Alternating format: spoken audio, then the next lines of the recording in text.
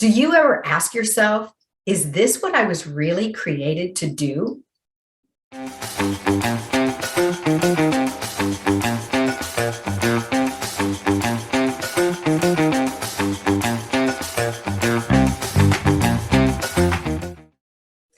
Yvonne Sánchez, owner of YvonneSanchez.com. It is my assignment in life to help you discover your Christ-given identity and purpose so that you can have the joyful life that is rightfully yours. Healthy soul, joyful life. Today, we're going to be talking about core words, those words that tell who you are, not what you do, but who God created you to be. If this message resonates with you at all, I invite you to please like this video and subscribe so that you can know when our new material comes out. Get ready. We're getting ready to talk about core words. So hello again, everybody. My name is Tania Easterling, and I am the CEO of Butterfly Faith, which is publishing and ministry centered on building people's faith, specifically women, but honestly, whoever God tells me to minister to. So I am a wife of almost 18 years and a mother to an amazing teenage daughter, and I am blessed, beyond blessed, that Mama Sánchez, because I have that relationship that I'm privileged to call her that, that Mama Sánchez has asked me to join her today to talk about the benefits of knowing your core words. Awesome. Thank you so much, Tania. So one of the workshops that I teach is called the Watermark Series. And within the Watermark Series, as I help women find their specific Christ-given identity, one of the processes we go through is identifying core words. Yeah. Lots of women would describe themselves with words that often they have embraced or stepped into because of other people's expectations of them, and not necessarily because they really, that's what God built them to, who God built them to be. Right. And so we go through this process. And so Tania, Tania went through the workshop, and actually she also brought her daughter to the workshop. So both of them were in the workshop, which was really cool. My very first time to have a teenager in the workshop. And I would like for you just to share, Tania, what was the process of discovering your core words like? Was it simple? Was it challenging? What was that process like for you? So in all transparency, it was simple once I yielded to the process. Anymore? Yes, happy to. Having to sit still, having to be quiet in God's presence, and just really meditate and listen to what He wanted to share to me. Sometimes for me is a challenge because I don't always sit still as frequently as I should, let alone be quiet in His presence. Typically, I desire to pray or to worship, so to actually take that moment to just still myself, that part, that was the true only challenge in that process. And once I yielded to that, it was simple. It was like God was ready to speak to me. Beautiful, beautiful. One of the things that I would say that I have observed, and you tell me if you agree with this, Tania, that women who are called, we're equipped to lead. We lead in some form, some capacity. Yes. We're doers. And because we're really good at doing, it's sometimes hard to just be. Just a little. Yes. And that was the only part of the process that for me that took a moment for me to just be okay with that. I love that. That's awesome. Okay. Awesome. All right. Let me ask you this. Well, do you mind sharing your core words with us? Is that okay? I Are you would all love right? to share. I would love to share my core words. I'm actually going to show everyone really quickly my journal from that workshop, from that series, because Miss Yvonne also teaches creative journaling. So as part of that, you're not just going to see words written on a page. You're about to see some art, but don't judge me because I'm not an artist. Well, we don't do creative journaling because we're artists. We do it to engage with Right. God. Right. And I have found that it's just a great way to engage with God. Yes. So those are my core words: caring, listener, faithful, and passionate. So good. So let me ask you this question. As you were going through the process, were there any words that surprised you? It was, passionate surprised me until God showed me myself and held up a mirror to me and was like, yeah, but if you really take the time to think about it, everything that you care about, you are passionate about. Like, you go at it 150%. If you believe in it, whether it's injustice, people's rights, like even in my worship, I am passionate. Beautiful. And so I was like, oh, yeah. So that's not a word that you would have used to describe yourself, but after engaging with God, then that's when you started to embrace that word about yourself. Yes. Yes. The passionate especially, and then the faithful, because I've learned even since after your workshop and spending even more time on that God has showed me it's not just faithful, but faithful, as in full of faith. That the word is twofold for me. So I was like, oh, okay. So let me ask you this question. Yes. What is it like for you for God to say, you're full of faith? And him to say, this is who I say you are. So to be real about it, there That's are the part days, I want the real part. There are days and moments I struggle with that because I hear what he's telling me. And I'm like, but God, I don't feel like all the time I'm living that out. Like sometimes I feel like I'm letting you down in that area because I don't really feel full of faith right now, but it's the remembering for me that, okay, you said if I have faith the size of a mustard seed, that's enough for you to work with. So my level of full can fluctuate, but it doesn't stop me from still being full of faith.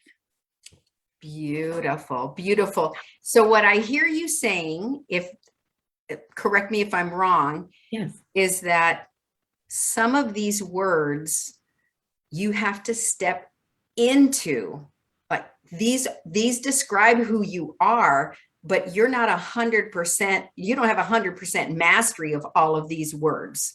Not at all. It was like sitting in that workshop with you and God revealing that was like opening a closet of clothes I've never tried on before and putting them on and like, well, okay, I can tell it was tailored. I can tell it was fit for me, but I got to get used to how this feels. It's going to take me, a moment to get used to how this feels because I'm not used to how this feels. Love that. So good. Mm-hmm. Excellent. Now, let me ask you this. I have another question about the words. Yay. Were there words that automatically from your mind and your life's experience would have been reasonable to use as your core words, but they are words like I was describing before, that they're words that describe you, the things that you do, but they're not the things that make up who you are? Yes, very much so. One of those was administrative. I expected that to be one of the words that God gave me. And he was like, no, it's a gift that I've given you, but it's not who you are. And I I was love like, that you said that. That's awesome because and he was like, and it's something you do well. It's a gift I've given you to do well, but it's not who you are. Like it's not who I am. And so I really had to sit in that for a while. It took me a moment to really accept that because one, like you said, for one thing, it's what I've always been told and it's what I've always taken on and assumed about myself. It's like, Mhm. oh, that's who I am. And it's like, no, it's not who I am. Beautiful. Yeah. Beautiful, beautiful, beautiful. I love that. That is just because that is one of the challenges for women is we have areas of strength and we develop those areas and become excellent at things. And so many times we get pigeonholed. And that's probably you with administrative work because I know you. Anyone who knows Tania knows she's super organized, can plan, can execute. You want her on your team, but that is not necessarily what gives you the joy of your life. No, and it was limiting God to being able to use me to my full ability of what he created me for. Because I kept keeping myself in that box of this is who I am. Yeah. So what did it take for you to say, okay, I have to step out of what I really do well to maybe do the things that I know or be the woman he's created me to be, even though I'm not sure if I even know how to do that. Like, what has that taken for you? Well, not to be arrogant, but just to be genuine. I am a naturally dedicated person. So whatever I say yes to, I do my best to give it 150%. And God, I know God knows that of me, that whatever he calls me to do, that I'm not going to let go until you tell me. Yes. So him literally having to kick me out of that administrative mess, he had to kick me. He had to kick me because I wasn't willing to go and see beyond that on my own. And so he had to kick me out of it and literally tell me, you are done. You are done. This is not who you are. And I need you to discover who you are. And then he puts you in my lane to help me discover my purpose and my core words so that I had that clarity. But it took me, he had to kick me. He had to kick me out. That. Yeah. We think of a lot of times, I think, we graduate from high school, we decide to go to college, whether you go to a 4-year university, whether you have a doctorate, whether you go to a trade school, whatever it is that you decide to do, but you become an expert at something. And it takes courage to do that. And once we reach that place, I think that we have this mindset of, I don't have to ever go back and do that again. I already utilized courage to become this, but we're not. If we want to be who God created us to be, we're not done. That's correct. We're never done, right? Truly, until he calls us home. We're never done. And if you're going to apply courage to anything, I would say apply courage to finding God's purpose for your life. Okay. Well, thanks a lot for putting a plug in for the Watermark series. You're welcome, but it was necessary. And I mean that in all sincerity. If you're going to apply courage to anywhere in your life, it's to discover God's purpose. Love that. And his words, as far as what he's put in you of God, when you look at me, who do you say I am? That is worth all the money in the world. Amen. So good. So good. So now I want to ask you this question. I want to ask you about the impact of knowing your core words on your daily life. And I want to ask you in a couple of different areas. One is, how does this affect your relationships? How does it affect your time? And when I say your time, I mean, again, it is so easy for women to get our calendars so full that there's no room to breathe. There's no room to rest. There's no room to be with God, even because we're busy doing. Yes. And my experiences with my core words is it is so much easier for my yeses to be good yeses and my no's to be good no's. Mm-hmm. Would you chat a little bit about that, about your activities, relationships. Yeah, I'd love to. So with the relationships, I find that the faith comes out, that I listen and I talk with eyes and ears of faith. So when friends, in those personal relationships are confiding in me or sharing with me and saying, hey, I have this need, I have this prayer need, this or that, I find that I tend to listen and respond with faith, regardless of what it is. It's like, Because listen and faithful are two of your words. that's correct. Listener and faithful. Yes. So you're did you always used to show up as a good listener and faithful? How has that changed? As a good listener, yes. Okay. I've always been told, oh, you're such a great listener. And that has always showed up in people, total strangers that will share with me, intimate things with me. And I'm just like, okay. But I've been told, oh, you're so easy to just talk to because you listen, you don't interrupt. And I just feel like you're really listening, like you're not just watching my lips move, but you're really listening. And then the faith piece, that seemed to just start to happen. As I grew a deeper relationship with God, he started to use that. Because I don't feel as though that was always something that was in the forefront for me in the beginning. So that's in my personal relationships. And then you were asking about in the activities and the to-dos. Yes. So I find that, especially since going through the course with you and discovering my core words, I'm like, okay, God, I need you to help me protect my peace. So I now filter anything that comes to me through those words. I'm like, God, is it going to allow me to be anything that you have told me that I am? Because if it's not, then I don't want to do it. So good. And that has helped me tremendously to be able to say no and be okay with my no. That is beautiful. So, so beautiful, because what I hear is that you have gained clarity about not just who you are, but because of the clarity about who you are, you have clarity about what you get involved in. Yes. Where you say yes and where you say no. Yes. And I love the reality of God. Okay, if you didn't purpose me to do that, then I don't want to be in the way of the person that you did purpose.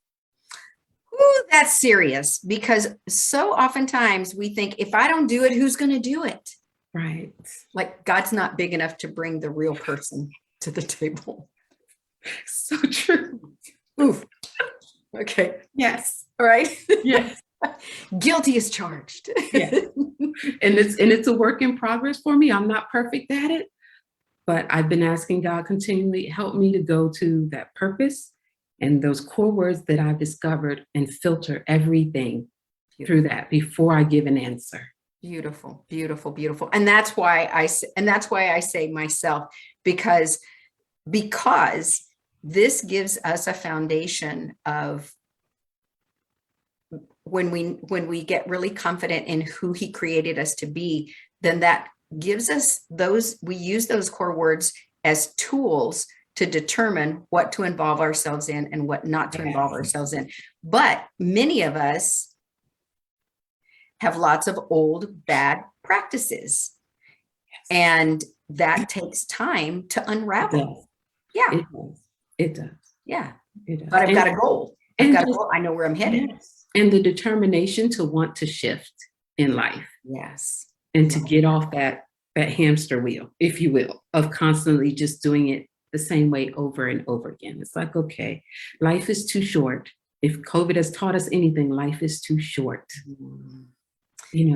Yes. Yes. We can't waste our time. We can't waste our talents, our energy doing things, being involved in things that like you were saying a moment ago, how administration was keeping you, like continuing to do administrative work was keeping you from really being who God created you to be and doing these things that he called you to do. Yes, yes. And to help your audience understand, it was good. It was good, right? But then there's that good works versus God works. Yes. Yes. And so, yeah, did God call me to it for a season? Most definitely. But did he call me to stay there? It's like, no, I didn't call you to stay there. Yeah. Yeah. Excellent. So good. Now, in regards to that, so we use our core words and then we go through this matrix to determine our purpose in life. Yeah. And that's what we do in the Watermark series. And so you did that work. And how has identifying your purpose, how has that impacted you in the way that you do life and the things that you're, the goals that you're setting for yourself, the places where you're like walking out on that ramp, like looking down and, I'm looking at crashing water, but I want to live adventurously. Yeah. Yeah. I will just say again, it's me filtering through everything through my purpose now that I know what it is, because my purpose is beautifully made up of those core words that I have. And so filtering everything out of that, serving, working, just any task whatsoever, right? And it's helped me to even no longer, I find myself questioning myself less now of like, well, why did I just say that? Or why did I just spend an hour listening to that person on the phone? I find myself doing that less because I've embraced, okay, God, you put that in me. It's who I am. So it's okay. Beautiful, beautiful. Would you share with the audience what some of the new adventures of your life are? And I'm not saying that you have these new adventures because of your core words and having determined your purpose, but I do know that those things have created some support for you. Yeah. As you have stepped out into some new adventures. Would you share some of those things? Yes. And I heard what you just said, but I am going to say God used it as a foundation. Okay. He used you as a purpose midwife, ma'am. He used you as a purpose midwife. I love that. I just haven't had the courage to put it on a business card. Purpose midwife. Because he used you. Yes. Because he knew I was going to need to know who I am before he could take me anywhere else. So, creating the Butterfly Faith LLC, never really saw myself doing that. Just even in writing my first book and finishing that, and it will be out soon, everybody, I promise. It's almost done. Almost done. We're almost done. But writing my first book and then God telling me, okay, not only are you going to write it, but you're going to self-publish it. And you're going to help other people to learn how to self-publish, Yeah. And then to writing devotionals on faith.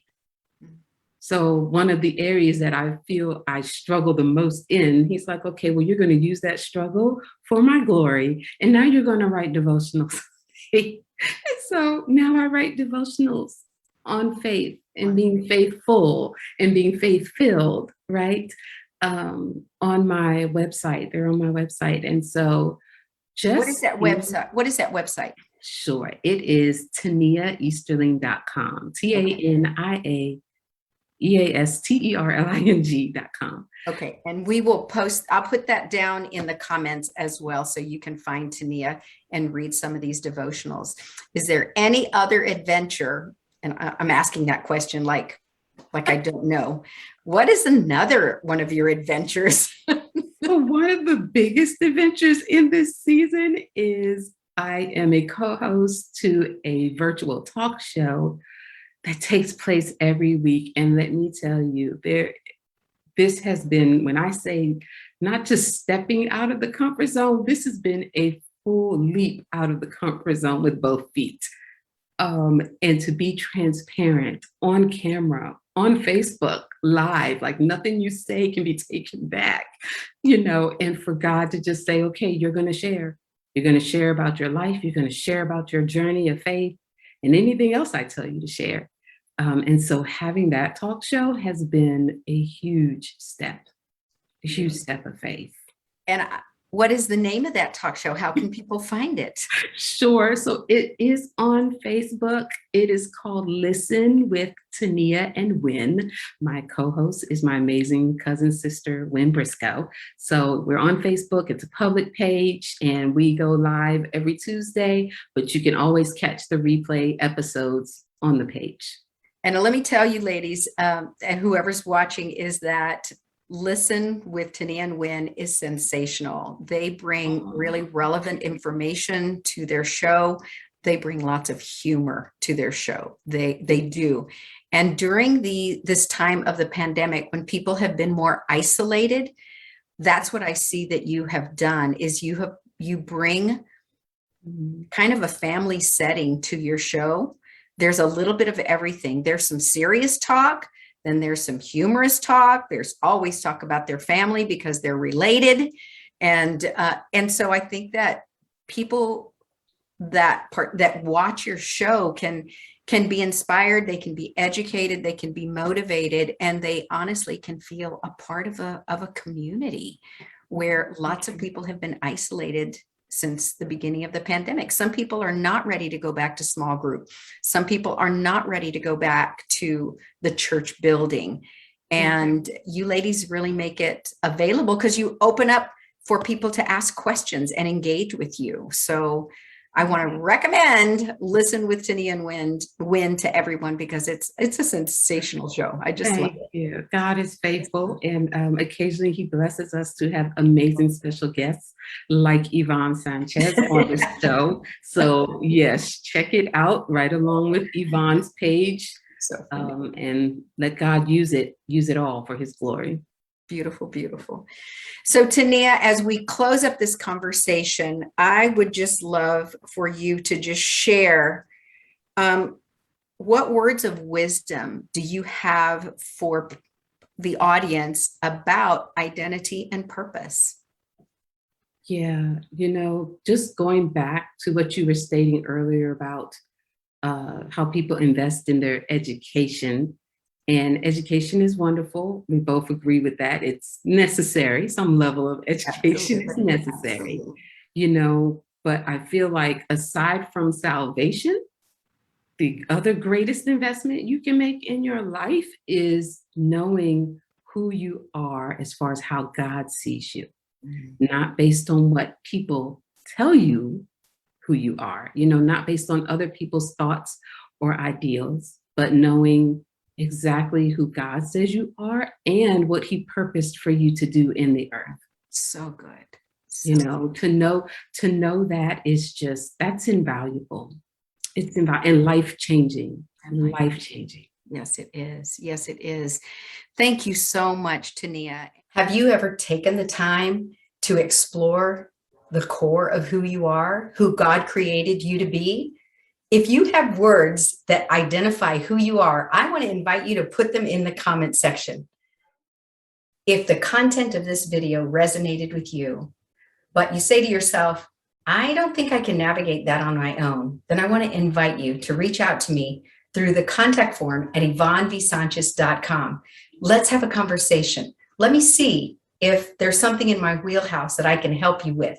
I want to hear your story because I want you to have the healthy soul, joyful life that you rightfully deserve.